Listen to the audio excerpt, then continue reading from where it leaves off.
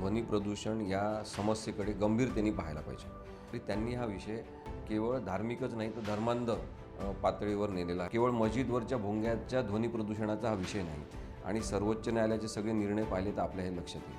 अनेक गोष्टी आपल्या आजूबाजूला घडतात. या घडलेल्या घटनांचा अर्थ, पडद्यामागे घडलेल्या घटनांचा अन्वय अर्थ उलगडून मांडणारा, संबंधित क्षेत्रातील जाणकार आणि तज्ज्ञांना मुद्द्यावर बोलतं करणारा. माझ्यासोबत पाहायला विसरू नका. मुद्द्यावर बोलू, फक्त फॉर द पीपल न्यूज. नमस्कार, मी Deepak Darade. For the people न्यूजच्या मुद्द्यावर बोलू या आपल्या विशेष मुलाखतीच्या कार्यक्रमामध्ये आपलं सर्वांचं स्वागत. आज अत्यंत महत्त्वाचा मुद्दा आहे.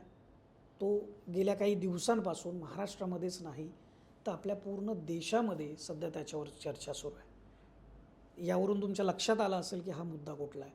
हा मुद्दा आहे भोंग्याचा. भोंगे काढा अन्यथा आम्ही हनुमान चालीसा दुपटीच्या आवाजामध्ये लावा, असं राज ठाकरे यांनी आव्हान दिलेलं आहे आणि त्याचा अल्टिमेटम पण दिलेला आहे 3 तारखेपर्यंतचा, म्हणजे रमजान ईदपर्यंतचा. आणि त्याच्यामुळं महाराष्ट्रामध्ये खास करून राजकीय जी खलबतं सुरू आहेत ती मोठ्या प्रमाणामध्ये आहेत. परंतु राज ठाकरेंनी हे आव्हान देताना त्या मुद्द्याला हा धार्मिक मुद्दा नाही, हा सामाजिक मुद्दा आहे असं म्हटलेलं आहे. तो खरंच सामाजिक विषय आहे का? तर आवाजाचं जे प्रदूषण आहे हे खरोखर सामाजिक तो विषय आहेच. परंतु फक्त भोंगे काढून आवाजाचं प्रदूषण थांबणार आहे का? इथपर्यंत तो मर्यादित नाही. त्यांनी हे सांगताना काही न्यायालयाचे आदेश जे आहेत त्याचे दाखले दिले. परंतु हे आदेश नेमके काय आहेत त्या संदर्भामध्ये आपल्याला खरं तर मुद्दा हा पूर्णपणे डिटेलमध्ये समजून घ्यावा असं मला वाटलं. आणि म्हणून आज आपल्याकडं या सगळ्या न्यायालयाच्या अभ्यासामध्ये अग्रेसर असलेले आणि सामाजिक चळवळीमध्ये काम करणारे ॲडव्होकेट असीम सरोदे आपल्याबरोबर आहेत. सरोदे सर, आपलं मनापासून फॉर द पीपल न्यूजमध्ये स्वागत आहे. हा सगळा जो विषय आहे तो महाराष्ट्रामध्येच नाही तर आता तो देश पातळीवरती गाजायला लागलेला आहे. भोंगे काढा अन्यथा आम्ही हनुमान चालीसा लावू. परंतु मुळात या सगळ्या विषयाच्या जर जायचं झालं तर हा विषय, कारण याला जे दाखले दिले गेले, आदेश सांगितले गेले, हे न्यायालयाचे आदेश आहेत असं म्हटलं. हा सामाजिक विषय आहे असं म्हटलं, हा धार्मिक विषय नाही असं म्हटलं.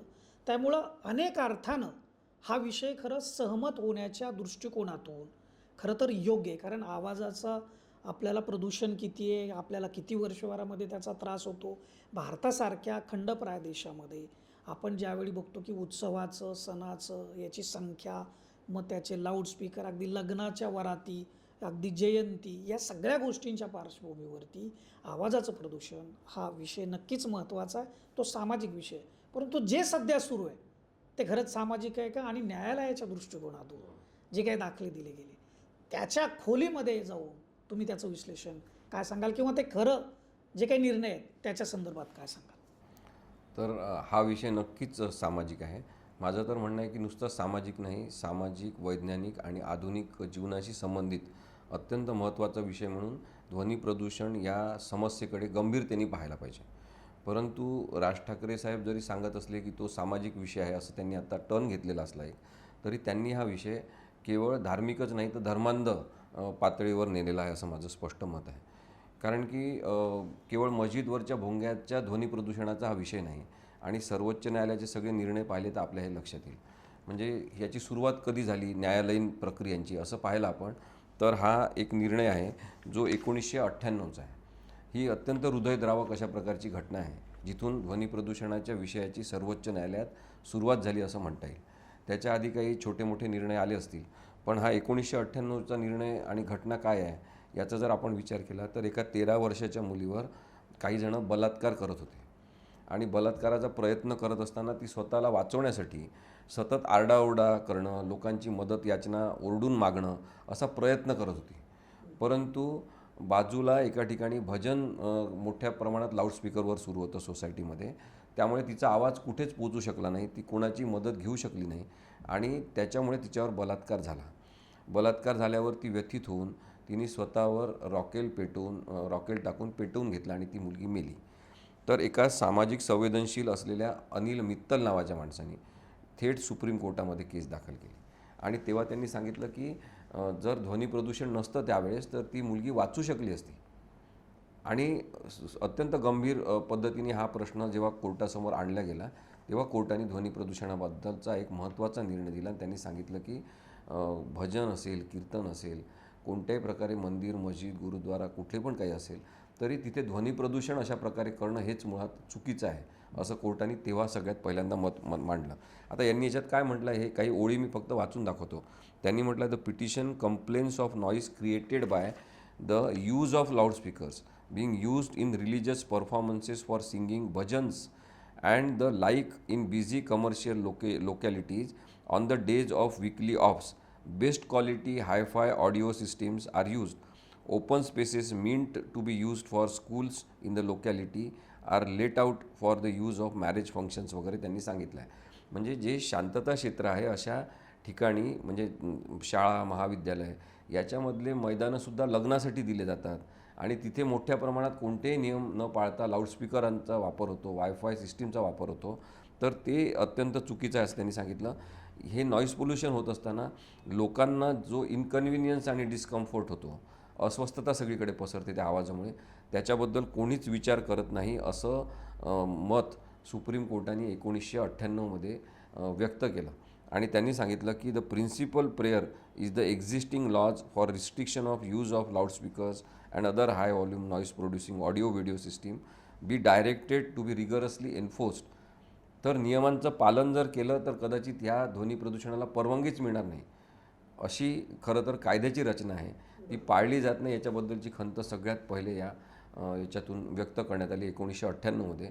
म्हणून तुम्ही जे विचारताय की सामाजिक प्रश्न आहे का, नक्की सामाजिक प्रश्न आहे, पण तुम्ही तो सामाजिक प्रश्न म्हणून मांडला का, की तुम्ही तो धार्मिक आणि धर्मांध पातळीवर नेलेला आहे, याचा जर विचार केला तर मला असं वाटतं की आपण प्रश्न मांडणाऱ्याची ती चूक आहे आणि प्रश्न समजून घेणाऱ्याची ती चूक आहे की आपण प्रतिकात्मक आणि रिॲक्शनरी मोडमध्ये की काहीतरी आता प्रतिवाद करायचा आहे, तुम्ही विरुद्ध आम्ही असं काहीतरी आहे असं दाखवून मग भोंगे मस्जिदवरचे उतरवा, नाही तर आम्ही त्याच्या दुप्पट आवाजात मारुती हनुमान चालिसा म्हणू.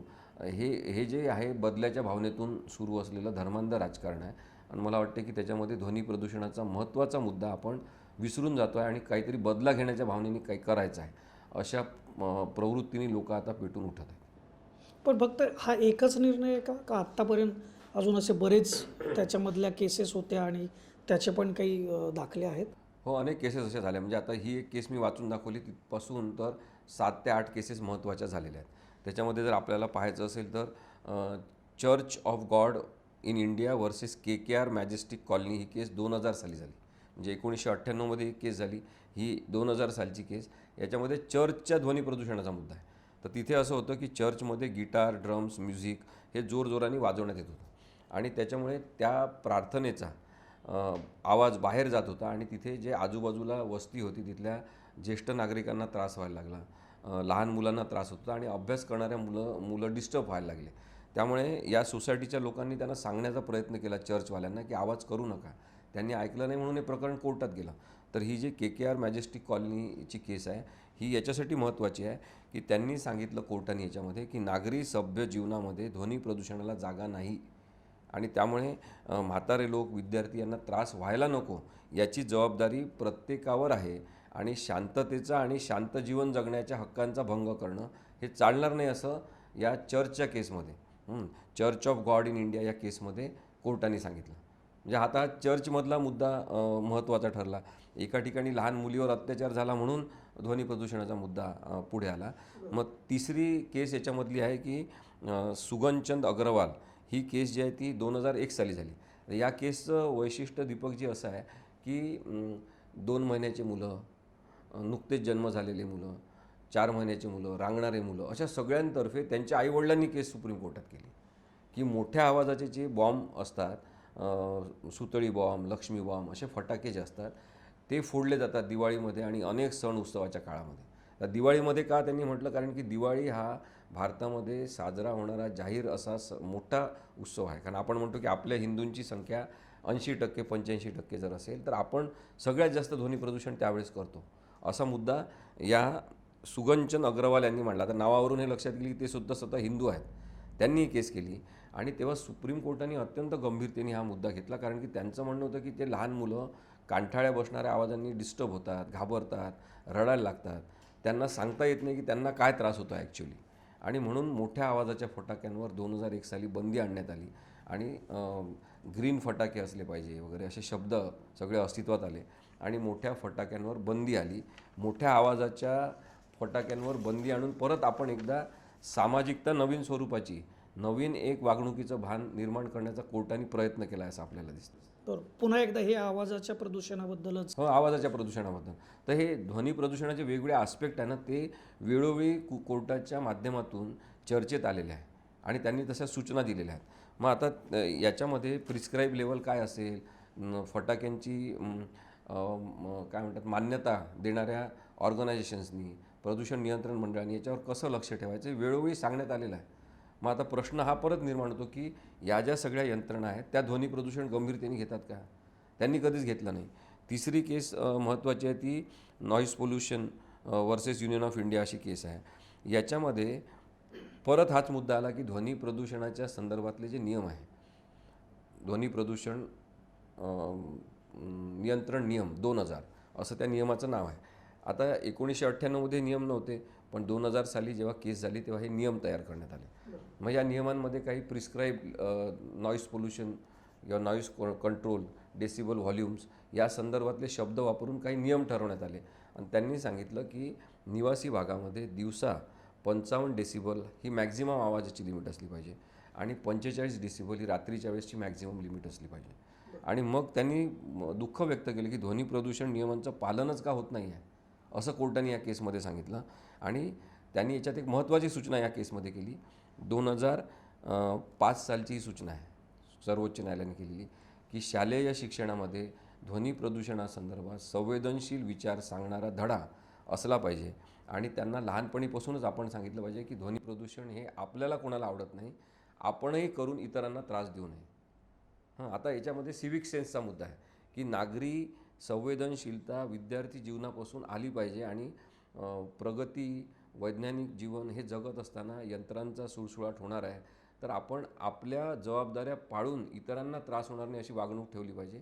हा जो नागरी नियम आणण्याचा प्रयत्न सर्वोच्च न्यायालयाने केलेला आहे, याच्याबद्दल आपण कधी कोणाला बोलताना पाहिलं का? याच्याबद्दल एखाद्या शिक्षण मंत्र्यांनी म्हटलं का की आम्ही आता असा धडा टाकणार आणि या धड्याची अंमलबजावणी केली पाहिजे? आपण कधी हे बघत नाही. आणि म्हणून मग काय होते की पुढे पुढे हे विषय केवळ राजकारणाचे म्हणून राहतात. जो आता सुद्धा मुद्दा भोंग्यांचा आलेला आहे तो एकतर्फी पद्धतीने केवळ कोणीतरी एकच समाजामध्ये दोषी आहे आणि यांचे हे भोंगे काढून टाकले की सगळे ध्वनी प्रदूषणाचे प्रश्न संपून जाणार असं चित्र जे निर्माण करण्यात येत आहे तो राजकीय मुद्दा आहे. सामाजिक मुद्दा आहे म्हणून सांगितलं जात असेल तरी तशा पद्धतीने त्याची मांडणी होत नाही हे दुर्दैव आहे. बरोबर. आणखी किती केसेस आहेत टोटल अशा केसेस? आणखी एक 2-3 केसेस मी आपल्याला सांगतो की उत्तराखंड हायकोर्टाने एक निर्णय दिला होता, तो 2015मध्ये दिलेला आहे. उत्तराखंड हायकोर्टमध्ये Mahendra Singh versus state of Uttarakhand अशी केस आहे. या केसमध्ये त्यांनी स्पष्टपणे उल्लेख केलेला आहे, म्हणून मी या केसमधला महत्त्वाचाच मुद्दा आपल्याला वाचून दाखवतो. जसं त्यांनी सांगितलं आहे तसंच लोकांना समजेल असं आणि थोडक्यात. हो, लोकांना समजेल असंच आहे की याच्यामध्ये उल्लेख काय आहे की त्यांनी काय म्हटलं आहे, the judgment has silenced the blaring of the loudspeakers or public address system in the state by announcing that any person including religious bodies म्हटलं की सगळे धर्माच्या संस्था in temples, mosque and gurdwara cannot use them without return undertaking that the noise level will not exceed 5 decibel. म्हणजे यांनी गुरुद्वाराचा उल्लेख केला आहे, टेम्पलचा उल्लेख केला आणि मॉस्कचा म्हणजे मशिदीचा उल्लेख केला आहे की कोणीही परवानगीशिवाय ध्वनी प्रक्षेपक वापरू नये आणि आवाजाची मर्यादा 5 डेसिबल म्हणजे फारच नॉमिनल 5 डेसिबलच मर्यादा असली पाहिजे असं त्यांनी सांगितलेलं आहे. मग आता याचं कधी पालन झालेलं आपण ऐकलेलं नाही. त्यानंतर 2016 साली महाराष्ट्रामध्ये केस झाली आणि महाराष्ट्रामध्ये जवळपास 6 ते 7 पिटिशन एकत्र करण्यात आल्या. जेव्हा डॉक्टर महेश विजय बेडेकर यांनी ठाण्याचे आहेत त्यांनी एक गणपती उत्सव किंवा त्याबद्दलच्या ध्वनी प्रदूषणाबद्दल केस केली, तेव्हा त्याच्यामध्ये 7-8 वेगवेगळे मुद्दे असलेल्या केसेस आल्या ध्वनी प्रदूषणाच्या आणि त्या एकत्र करण्यात आल्या. आणि ही महाराष्ट्रातली जी जस्टिस अभय ओक आणि जस्टिस सय्यद यांनी दिलेली ऑर्डर आहे किंवा निर्णय आहे, हा न्यायनिर्णय अत्यंत विस्तृत ध्वनी प्रदूषणासंदर्भातला भारतातला न्यायनिर्णय म्हणून याची दखल घेतली जाते. हा आत्ताच निर्णय दिला आहे 2016मध्ये. आणि याच्यामध्ये त्यांनी सांगितलं की एकूणच ज्या सगळ्या यंत्रणा आहे, म्हणजे महाराष्ट्र प्रदूषण नियंत्रण मंडळ, पोलीस, जिल्हा प्रशासन यांनी सातत्याने नॉईज पोल्युशन कंट्रोल रूल्स 2000 याच्यामध्ये असलेला नियम 7 आणि 8 याचं पालन त्यांनी केलं नाही. कारण की त्यांची जबाबदारी आहे की नॉईज पोल्युशनचे विषय, ध्वनी प्रदूषण कुठे झालं असेल त्या तक्रारींची स्वतःहून दखल घेणं, तक्रारींवर कारवाई करणं. तसं कोणी कारवाई करत नाही. आता तुम्ही पोलिसांचं जर बघितलं तर पोलिसांना अशी सवय आहे की कोणी ध्वनी प्रदूषणाची तक्रार घेऊन गेलं तर ते नॉन कॉग्निजिबल आहे असं समजतात, दखलपात्र नाही. त्यांच्यासाठी गंभीर काय असते की कोणाला तरी कोणी मारलं पाहिजे, त्याचं रक्त निघालेलं दिसलं पाहिजे, त्याचं नाक फुटलेलं दिसलं पाहिजे आणि मगच ते दखलपात्र गुन्हा म्हणून त्याची नोंद करून घेतात. ध्वनी प्रदूषण हा आपल्या कानाच्याद्वारे आपल्या स्वतःच्या व्यक्तिगत स्वातंत्र्याच्या उल्लंघनाचा मुद्दा आहे. आणि ज्याला त्रास होतो त्यालाच ते कळते. म्हणजे ध्वनी प्रदूषण परत असा मुद्दा आहे की तुम्हाला तो त्रास थोडा वेगळ्या प्रमाणात होत असेल, मला तो जास्त आवाज झाला तरी नंतर त्रास होत असेल, तर व्यक्तिशः व्यक्तिगतरित्या वेगवेगळ्या प्रकारे हा त्रास होऊ शकतो.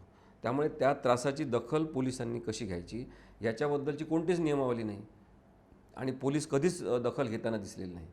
त्यामुळे कोर्टाने याच्याबद्दल मत व्यक्त करताना सांगितलं की यंत्रणा ज्या पद्धतीने नॉईज पोल्युशन हा विषय अत्यंत टुकार आहे, दुर्लक्षित करण्यासारखा आहे असं समजतात, त्याच्यामुळे एकूणच पब्लिक अवेअरनेस प्रोग्राम्स याच्यावर खूप जास्त घेतले पाहिजे असं 2016 साली त्यांनी व्यक्त केलं.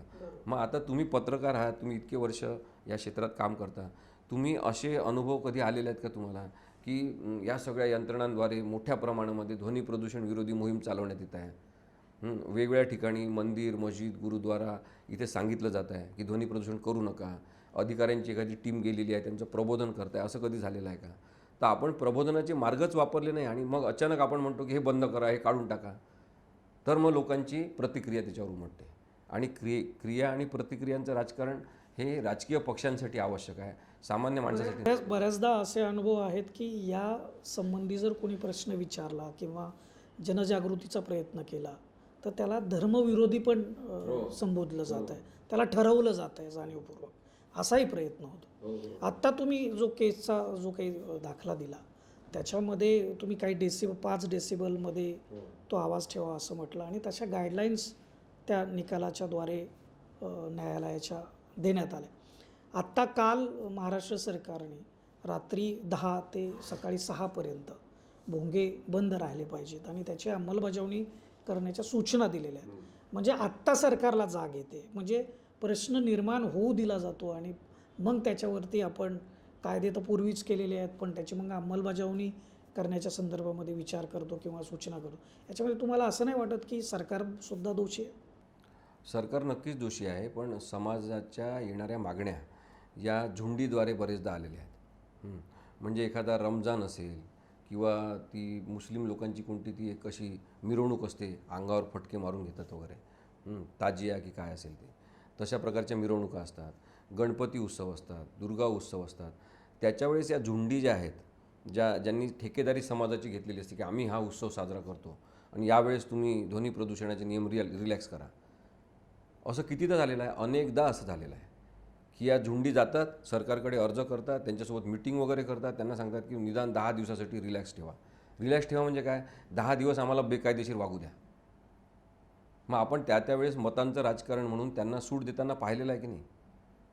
मग त्यावेळेस हे आपल्याला कळलं पाहिजे की आपण जर त्यावेळेस बेकायदेशीर वागण्याची सूटच मागणाऱ्या काही लोकांचं म्हणणं ऐकून घेतो आणि आपण स्ट्रिक्टली तेव्हा सांगत नाही की नाही कायदा आहे तो आहे, आम्ही तुम्हाला परवानगी देणार नाही, असं आपण सांगत नाही. आणि मग राजकारण करणाऱ्यांना तेव्हा स्कोप मिळतो त्याचं राजकारण करण्याचा.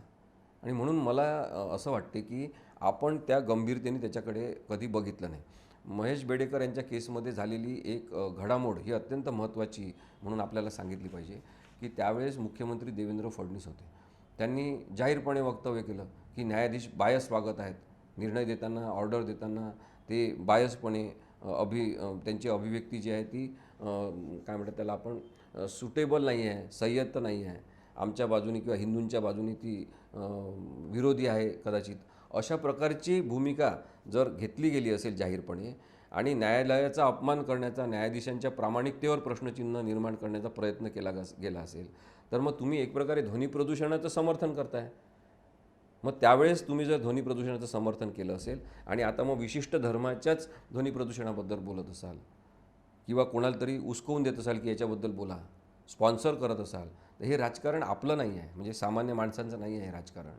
ते त्यांच्यासाठी योग्य आहे. आपण सामान्य माणसांसाठी ध्वनी प्रदूषण, त्याचे होणारे दुष्परिणाम हाच विषय महत्त्वाचा असला पाहिजे. तुम्ही फडणवीस मुख्यमंत्री असतानाचा विषय मांडला. खरं तर तो थोडासा डिटेलमध्ये सांगितला तर बरं पडेल, कारण त्याचा रेफरन्स होतो या सगळ्या विषयाच्या संदर्भामध्ये, पण तो लोकांना पूर्ण कळायला पाहिजे.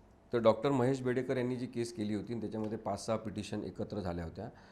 काही कालावधीसाठी ही केस सातत्याने सुरू होती, वेगवेगळ्या ऑर्डर्स होत होत्या. तर तेव्हा मुद्दा आला की शांतता क्षेत्र राज्य सरकारने डिफाईन केलेले आहे की नाही. आणि मग शाळा, महाविद्यालयं, सरकारी दवाखाने आणि धार्मिक प्रार्थनास्थळं, कोणत्याही धर्माचे असो, हे शांतता क्षेत्र म्हणून घोषित करण्यात आलेले होते. त्याच्याबद्दलचं नोटिफिकेशन आहे. मग शांतता क्षेत्र जर असेल तर शांतता क्षेत्रामध्ये कोणत्याही प्रकारचं ध्वनी प्रदूषण चालत नाही.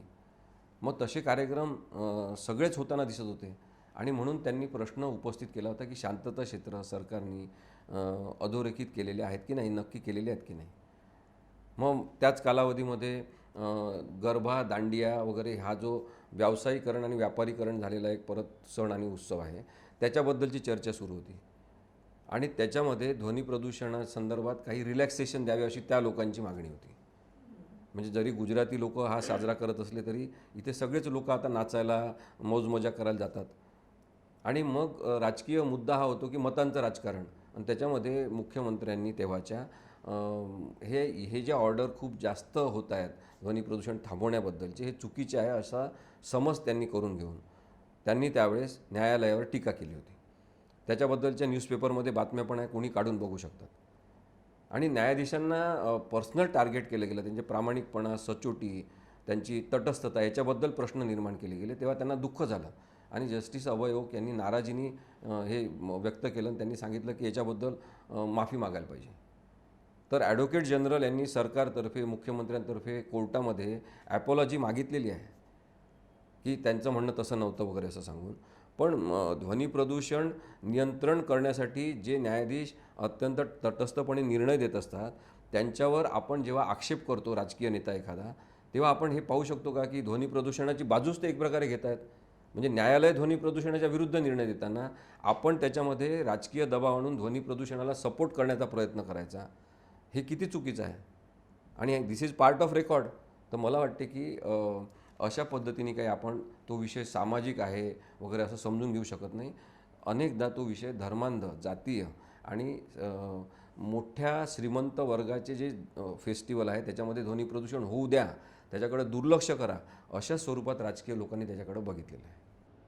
म्हणजे एकूण या आपल्या सगळ्या चर्चेचा सारांश आणि कन्क्लुजन एवढं आहे की मुद्दा सामाजिक आहे हे बरोबर आहे, पण त्याची व्यापकता मोठी असली पाहिजे.